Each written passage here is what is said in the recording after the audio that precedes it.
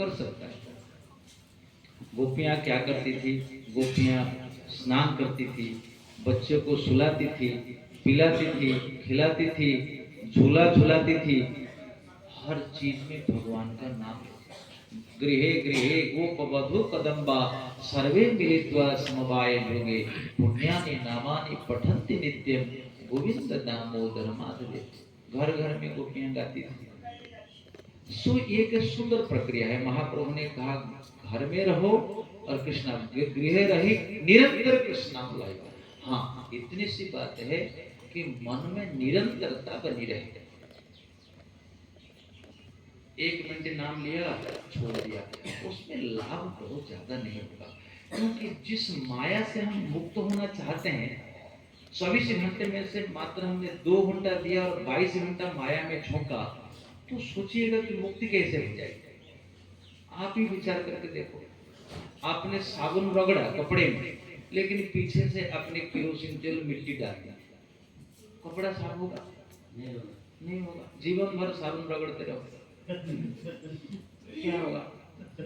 तो 24 घंटे में से आपको 24 घंटा भगवान को देना पड़ेगा। आप सुनो, किसी लकड़ी को जलाना चाहते हो, आज भी गांव में लकड़ी से भोजन बनाती है, माताओं का एक्सपीरियंस होगा। गीली लकड़ी जलेगी? नहीं जलेगी। तो जलने के लिए क्या करना पड़ता है? सुखाना पड़ता है। या तो गीली लकड़ी भी डाल दो, वो धीरे धीरे सूखती हुई जलेगी, पर शर्त क्या है? उसमें पानी दोबारा मत डालो। भले ही गीली लकड़ी है, लेकिन गीली लकड़ी भी जल जाएगी यदि दोबारा उसमें पानी तुम नहीं डालोगे तो। आपने देखा नहीं, गीली लकड़ी भी डालो ना, उसके पीछे से पानी निकलता है ना? ऐसे गृहस्थ जीवन में तुम कुछ ना कुछ करते हो, उसमें हमको कोई चिंता नहीं। तुम अगर कृष्ण नाम रूपी आग लगा दोगे, तुम्हारे विषय रूपी पानी पीछे से निकल जाएगा।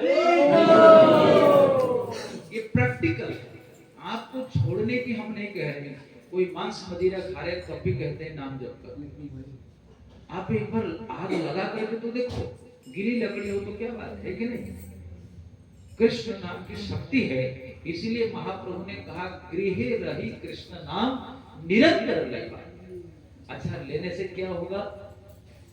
महाप्रभु कहते हैं कभु ना बाधिबे तुम्हाय विरह तरंगा, कभु ना बाधिबे तुम्हाय विरह तरंगा,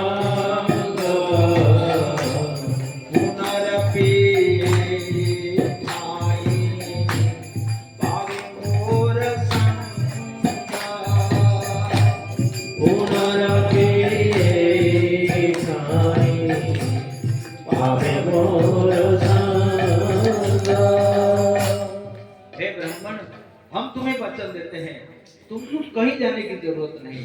इसी परिवार में रह करके अपने पत्नी बच्चों की देखभाल करते हुए यदि तुम निरंतर कहोगे कृष्णा कृष्णा कृष्णा कृष्णा कृष्णा कृष्णा कृष्णा कृष्णा, तो मैं वचन देता हूँ कभी भी विषयों का तरंग, विषयों का कष्ट तुमको भोगना नहीं पड़ेगा। और इतनी बात नहीं, एक समय आएगा भक्ति के प्रभाव से तुम मुझे पुनः दर्शन प्राप्त। तो सोचिए महाप्रभु ने कितना सरल उपाय हमें दिया, मनुष्य जीवन के बारे में समझाया, स्वयं उठाया कदम। क्या आपको लगता है पत्नी माँ को छोड़ने में महाप्रभु को कष्ट नहीं हुआ होगा? क्यों नहीं हुआ होगा? भाई विष्णु प्रिया को अगर कष्ट होता है तो महाप्रभु को कष्ट नहीं होगा? क्यों नहीं होगा? होगा।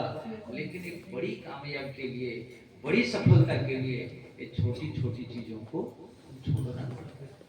पढ़ाई करने के लिए बच्चे को 5-6 साल के लिए डॉक्टरी के लिए यूक्रेन आदि देशों में जाना पड़ता है, पिता माता से अलग रहना पड़ता है।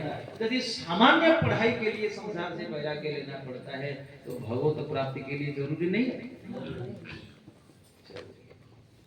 इसलिए भगवान ने कहा कि आरुरुक्ष मुनिर्योगम कर्म कारणम उच्यते योगारूढ़स्य तस्यैव क्षमा कारणम उच्यते। योगारूढ़ प्राप्त करने के लिए सबको हरि का आश्रय लेना चाहिए। परिवार में रहो, भगवान नाम का जप करो, जप करके जो भी समय मिले उसमें अपना परिवार का पोषण करो, कमाओ, धन कमाओ, परिवार का पोषण करो, साधु संग करो, सत्संग में आओ और हरि नाम को ऐसा काम करो ताकि तुम्हारा नाम अखंड रूप में चले। अभ्यास करके देखो। कल हमने नहीं गाया था एक पद, राम नाम के खोटी गाड़ी सूरज ताना तंता, चढ़ते उतरते दम की खबर ले फिर नहीं आना बनता। ये दम माने ये जो सांस जाती है आती है, तो ये संत कहते हैं कि तुम नाम जप करते समय इसी को ध्यान में रखो। और वही हमारा भी पद्धति वही है कि 10 अपराधों में से ध्यान पूर्वक नाम जप ना करना भारी अपराध है। तो नाम के साथ अगर ध्यान होगा, धीरे धीरे धीरे भगवान का अनुभव होगा। अब हम लोगों ने शुरू किया था अचिंत्य, तो वो अचिंत्य भाव जो है, जो पुनर्जन्म से मुक्त हो जाना और दिव्य शरीर को प्राप्त करना, उसको तर्क से अपने समझ पाओगे। जितना जितना हम भजन करेंगे, धीरे धीरे दिव्य आध्यात्मिक तत्व हमारे सामने प्रकट हो जाएगा और भगवत प्राप्त करके, भगवत भजन का सुख प्राप्त करके हम कृत्य हो जाएंगे। हरे कृष्णा।